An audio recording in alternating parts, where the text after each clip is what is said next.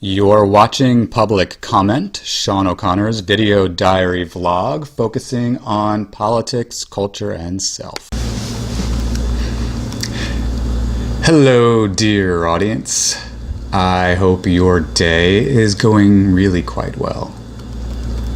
Around 11 a.m. this morning, you may know, former special investigator, and former FBI director, he was both, Robert Mueller III, Bob Mueller. He spoke. I got an alert on my cell phone, so I was excited for this, and so I kept my TV on, ready to have MSNBC play the little statement he was going to give. However, the damn smart TV that you can see in the background that my lovely wife bought, well, there seems to be something wrong with it. Specifically, the YouTube TV app doesn't appear to work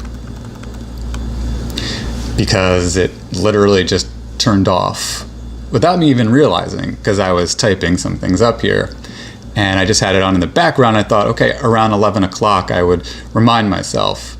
Of course, it was past 11 and I hadn't realized it, so I missed it, but also the YouTube TV app had turned off.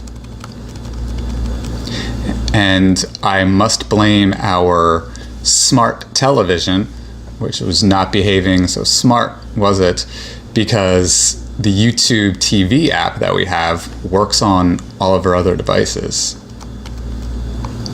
So, and by the way, we got this TV at Best Buy, and I'm thinking Best Buy isn't the Best Buy anymore, especially because not only would this be the second defective item within a year that I've gotten from Best Buy, but also it's just not as enjoyable. You go there and there's so many items just that you would expect, you would enjoy to see there, that 10 years ago, if the items existed, technology's obviously advanced, they would be there, but they were not.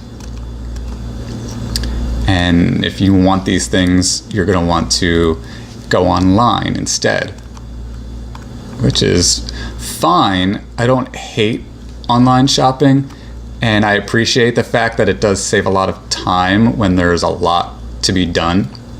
However, I do also enjoy that experience of physically going to a store and physically shopping, moving my body, moving my feet, walking, perusing the aisles, grabbing an item to touch and looking at it. Anyway, Mueller said really quite little today. I think the takeaway was that he made no effort to imply in any way, shape, or form that he viewed the president as innocent of any particular crime. Instead, he reiterated that the Department of Justice policy advises against indicting a sitting president. Politically, in the context of our current climate, I can understand Mueller's decision. However, I want to say that in a better scenario, right? If we think about the situation ethically, if we think about it in the context of raw, pure justice, the president should not be so protected politically, especially, well, not ever. But when you look at the way that president is protected today, I do understand there's questions about preserving the legitimacy of a democracy and the will of a people, but in my opinion, not at the expense of breaking down the rule of law. That seems to me quite dangerous, actually. And I've talked about this before, and I'm not the only one talking about this, but I believe we are close to being in a situation where we're really going to need to worry about the legitimacy of the rule of law in the United States here. It bothers me, though, that the president, even if he or she, in theory, or I should say hypothetically, supposing indeed that the president absolutely committed a crime, right? The way it works today, as Bob Mueller indicated, and I'm not here to chastise Mr. Mueller. I don't have a negative thing to say here so much as I'm more concerned about the culture that required perhaps the political decision he had to make. But as it is today, the president is technically treated as someone who is above the law, despite, what do you call the word, de facto, right? The president is, in a de facto sense, above the law, even though he is not above the law de jure. Did I pronounce that correctly? It's one of those words I've seen written a lot, but I've not ever actually heard someone use the word de jure before.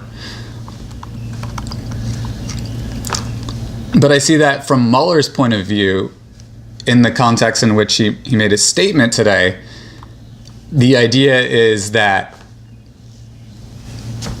the president is only going to answer to Congress. There's questions of re-election, but whether or not the president remains president has nothing to do with whether or not the president faces and is subject to more thorough actual justice and scrutiny for crimes possibly committed. So the bottom line is, this is just utterly unfair. And this is a perfect example of what is wrong today with American society.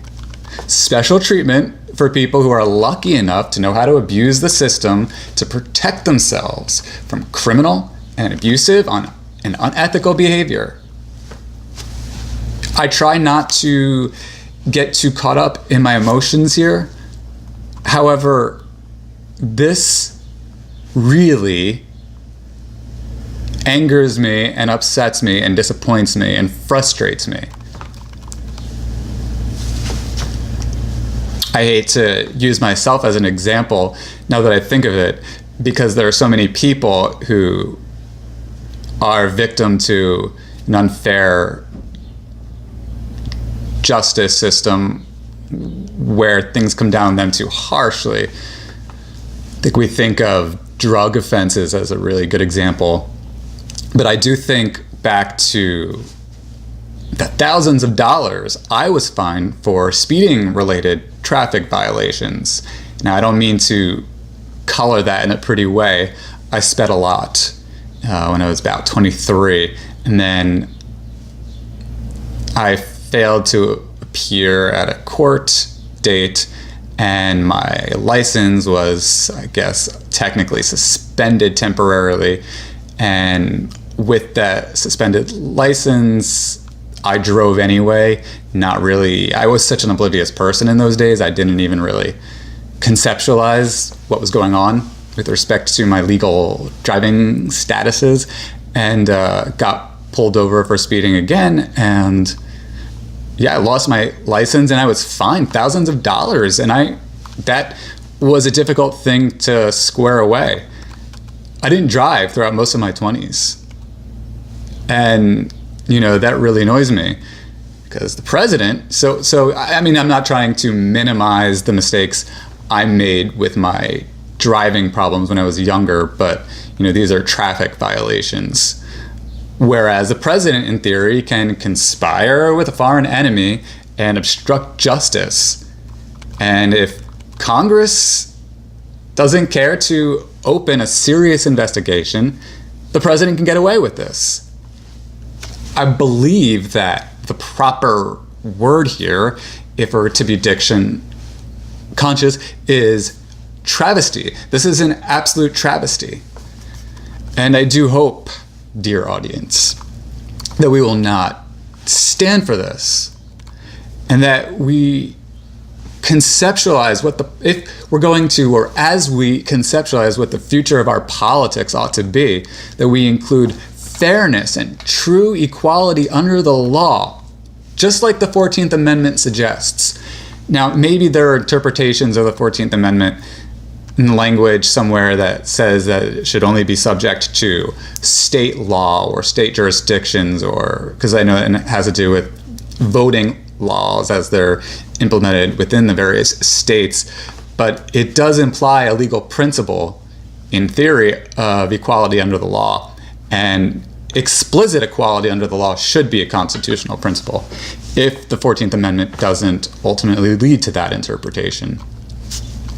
And I believe we need to really drive hard and drum on that idea and bring that idea to life and practice in our time.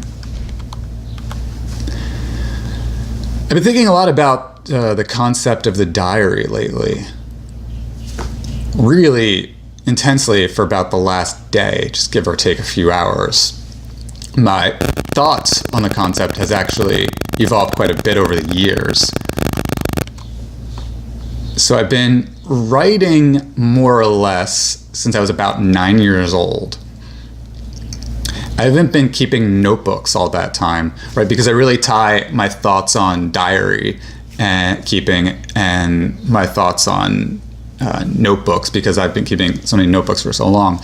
I've been doing that since I was about 19. And I just want to show you different kinds of notebooks I've had. This goes back to, this is old. Is there a date here?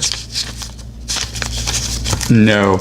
I didn't do a good job dating these, but you can see all the various notebooks I have here. This looks like,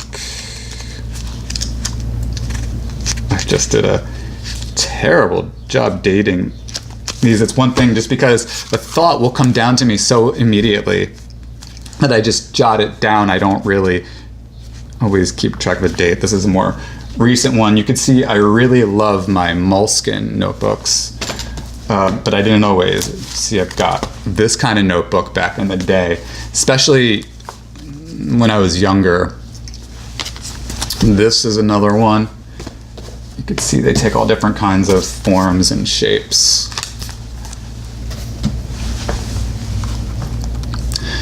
I don't remember when this notebook keeping habit became in fact a habit, but I know around the time I was 19, that's when I really started keeping this practice of always. That's when it really became, it was some point in that time when I was 19. Around 2008, I want to say, I did keep a prayer diary for a while. That didn't last so long though. I'll show you one of the oldest notebooks I could find. Yeah, this goes back to about the fall or winter. So about fall 2006, winter 2007. So this would be, we're at 12, 13 years old, about. That was during my South Beach days when I lived in Miami. I'm actually tempted to throw the notebook out because I just utterly despise who I was in those days. And I'm not really in love with the things I wrote in there. But I'm operating under the concern that just because I dislike who I was doesn't necessarily justify destroying records of who I was. Indeed, there are things I'm absolutely tempted to destroy. Things I've written, videos I've made even. Some I have destroyed. But I've just not decided what my stance is on the question of records of oneself and thoughts that one should keep versus what is absolutely worth destroying. So I'm going to defer to you guys here and ask you for advice. What do you think the proper principle should be? I could certainly use your advice. So the concept of like how I take notes now in my day-to-day, that's something that, by the way, I'm not the only person who does this. My dear good friend Bernard Foyth, the poet and writer and philosophical thinker, he jots down things all day in his notebook. So it's a very good habit that people can possess. And I liken this sort of to diary keeping, in that you can sort of keep thoughts going throughout the day and then delve into them and articulate on them a little bit later. And it's just this idea of keeping the day with you, keeping your life with you. It's very interesting, and sharing it. Yeah, so around 2009, that's when I really began investing in keeping a diary. And that's when I would really move back and forth between sketching notes on thoughts and writing things out almost more essayistically, more pronounced philosophical ideas. Around 2010, I pretty much abandoned the whole diary keeping thing, though, because I was more, I thought, of a writer exclusively, or in general, I guess you could say, as opposed to a diary keeper more specifically. And around that time I had published Lover's Other Stories in Words, self-published, and I was just trying to sell that and make that a success. However, that didn't happen, obviously. Around the fall of 2010, I actually did attempt something similar to this, like a public diary concept, though not in video form, in written form, but I failed to commit to that too. But I was just this notion, right, of tracking things we do, things that we take into our minds, movies, books, etc., that interested me, but I abandoned it. You know, my mind was very all over the place in those days, as it was since I'd been a kid. And I was just terribly conflicted about what the hell it was I was doing with myself. At that point in time, I was just so convinced that I was supposed to be this best-selling writer. I was so convinced the book was going to succeed. And I just, damn cockiness, right? It can just destroy your life. So I had this sense of self as a failure, and as opposed to, trying to conquer adversity, I slipped into this all over the place mindset and tried to distract myself from bad feelings of being a failure and all of that. And it was therefore, so it was by around early winter of 2011. So I'm 26 at this point, I guess. 25. 25, sorry. Math and memory, when you're reading from your typed out thoughts, can get sloppy. I had grown really depressed, right? So the book was a failure. I had actually written a second novel that was also a failure. I just didn't like it. And so what I started doing around that time was actually something quite like this. I attempted a sort of vlog, internet live stream, talk show notion. I was using the Ustream platform. I did some YouTube videos, and to keep that going, I would keep notebooks like this and generate lists and jot down little thoughts, and I would draw from those. And it was really, therefore, in the midst, I believe, to the best of my memory, doing those sort of video log talk show kinds of things and trying to take notes throughout the day to do that. That's how this sort of notebook keeping that I do now really took off. And I'm trying to find my current notebook. I've got so many here it is. You can see I do love these things. I put down a lot of marketing ideas or things people say, questions, things I read, etc.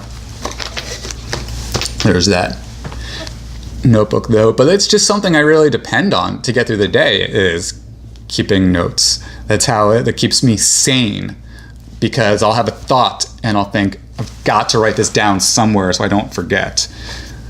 And I'm finding more of this interesting relationship between that sort of note-taking impulse and a more artistic part of myself that wants to contextualize it and just really keep the flow of my life and have some sort of documentation of it.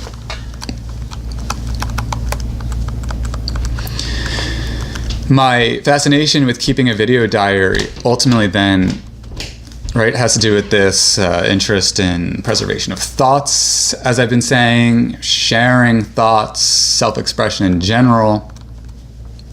Yeah. The thing about self-expression that's interesting, one thing that's really important to me, right, is the importance of not sacrificing self-expression. Especially with respect to, well, not in general, but I mean, I want to apply that to the question of what other people say is how you're supposed to express yourself. I mean, obviously, there's being more effective in how you communicate in a way that can resonate with people. So there are things we could do to be clearer or more evocative. We can be more knowledgeable and factual and things of that sort. Yet at the same time, there are aspects of style and experimentation that you really need to stick to yourself, right? And how you sort of daydream and contemplate about things and want to express it. But there's also the question of, if you're going to invest in these sort of artistic kinds of endeavors and you value the idea of benefiting economically, financially from that kind of pursuit, then there's a question of like, well, okay, but how am I going to market myself, sell myself, and, you know, more metaphysically, psychologically, what does it mean to really know what my value is, the value of my productivity here? And this is where the conversation about uniqueness comes in, right? Or as business folk say, marketers, finding one's niche or niche. That's something that's been driving me crazy for some time, because a lot of sources, a lot of people insist on having a narrow specialization or niche to market.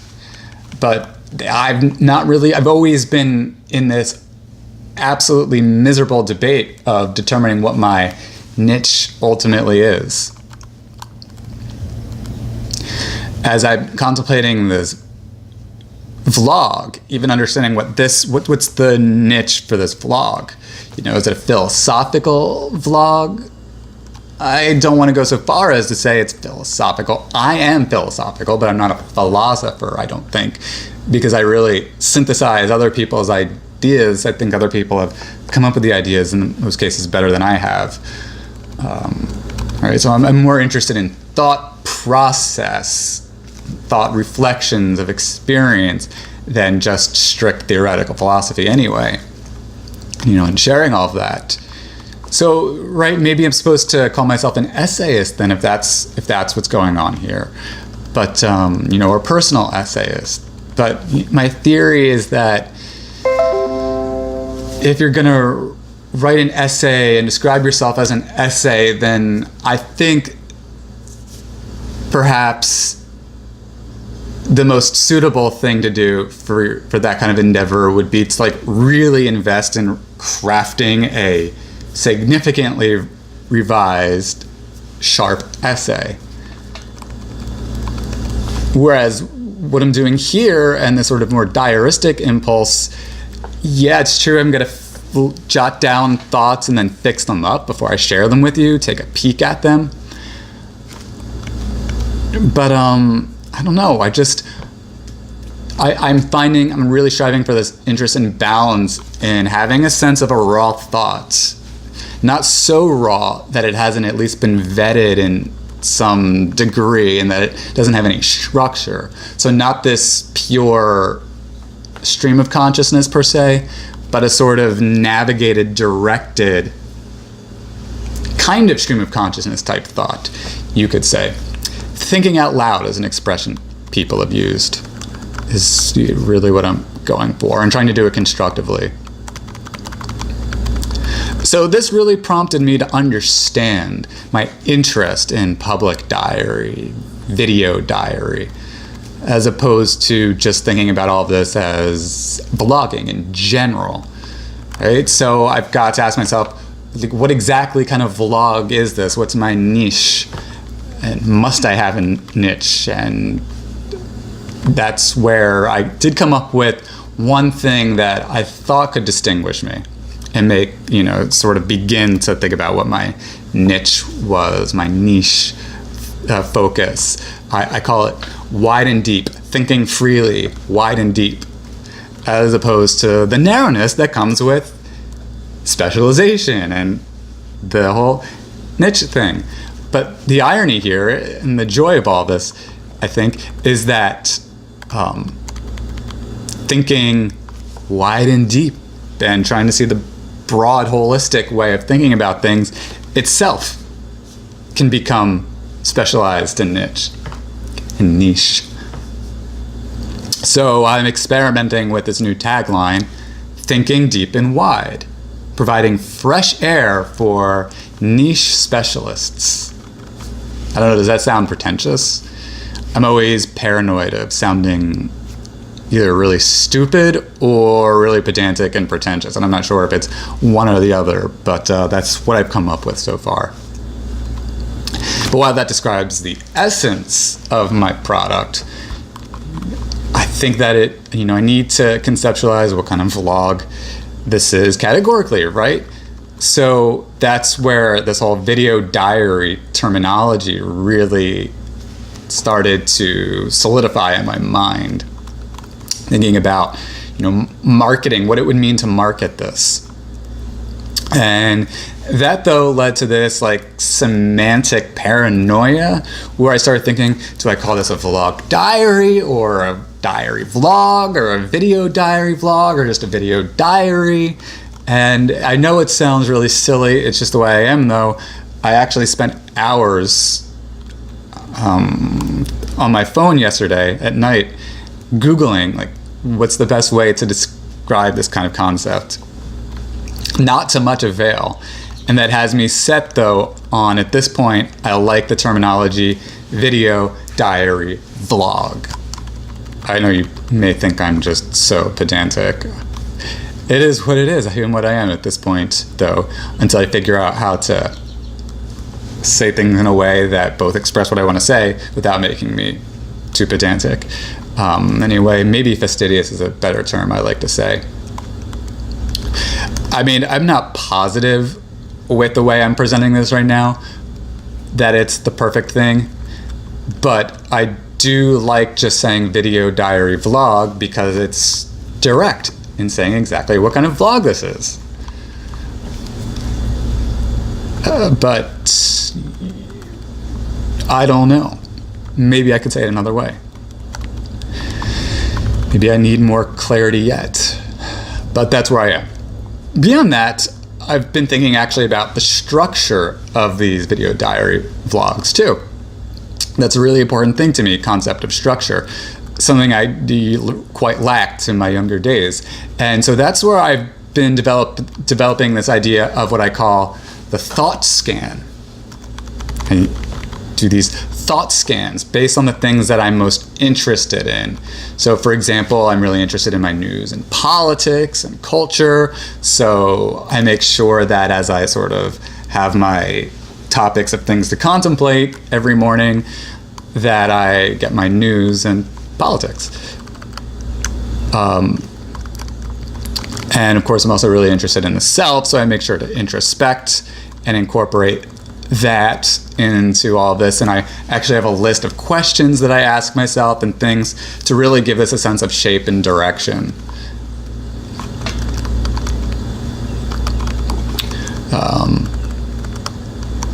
There's just one last thing I want to say today, and I'll be done.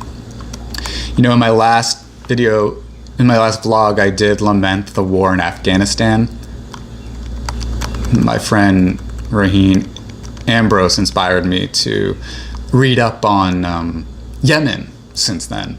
Right? And it makes me think about how Afghanistan is not the only war or military entanglement that we Americans find ourselves involved in. So the gist of what I learned today was some of the history and the context. I used my good old this textbook, The History of Modern Middle East by William L. Cleveland and Martin Bunton. This is a textbook that I used for my class I took in modern Middle Eastern civilization or contemporary, I forget which word it was. So that was helpful. I'd also, if you're really interested in learning a little bit more about the crisis in Yemen, to check out the BBC. There was a really helpful article there. They have several. What I really didn't get much of, what I need to learn a little bit more about though, is exactly what the Houthis in North Yemen want versus what the folks in South Yemen want and what really motivates their fighting. I understand that part of the conflict is whether or not, forgive me, I can't quite pronounce his name, Abdurrabbuh Mansour Hadi, the former president, or he's still sort of the president of Yemen. He's the president in exile, though government in his name is apparently still functioning, sort of. But I don't really know, again, the nuanced policy debates in Yemen. I understand that Saudi Arabia and Iran appear to be, competing for influence over the country's politics. I know that we in the United States are involved, offering support to Saudi Arabia, that children have died as a result of this, that people continue to die as a result of this, and that it's all quite unfortunate and something we probably want to try to find a way out of.